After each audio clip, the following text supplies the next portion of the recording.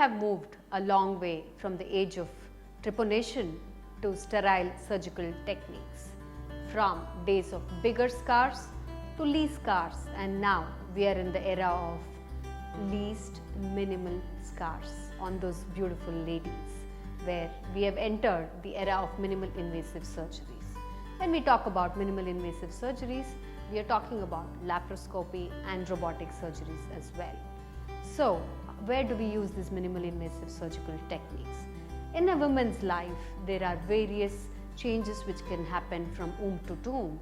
There could be problem from her puberty days where she could be ending up having ovarian cyst, youth cyst which cannot be managed conservatively anymore, and she ends up with a surgical need for her for the ovarian cyst, or severe endometriosis where she's suffering from severe pain, bleeding issues, and she needs to go through any surgical procedure. Why would anybody want to give her a big scar? So she chooses to go through a minimal invasive surgery. So we could be giving her the options of laparoscopy or a robotic surgery. If we are talking about robotic and laparoscopic surgery, there are advantages and disadvantages associated with both.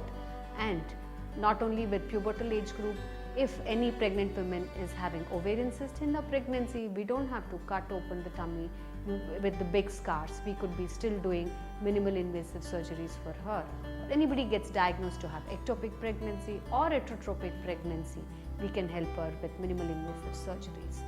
Or during your menopausal age group, you could be diagnosing with big fibroids, or even pre-pregnancy. If you're diagnosed to have any big fibroids, you're looking at fertility and this fibroid is inhibiting you from conceiving. These fibroids can be done through minimal invasive surgeries. We could be also doing hysterectomies, sacrocolpopexies, and helping you relieve your additions because of previous surgeries. Now, what do you want to choose? Is it laparoscopy or robotic surgery? Like I already mentioned, both have its own advantages and disadvantages. If you are looking at infertility and then we just want to do a diagnostic hysterolaparoscopy, I would say let's go for laparoscopy, because we also could be using hysteroscopy to diagnose if there's any pathology inside your uterus. Is your endometrium all right? Do you have a submucosal fibroid? Do you have a polyp? Or is there anything else can be helped us diagnosing through hysteroscopy? We could be using laparoscopy to see, are your tubes patent? Is there any saculations? And if you have a polycystic ovary, we could help you drill through using laparoscopies. And if you're looking at smaller fibroids, definitely laparoscopy can be used.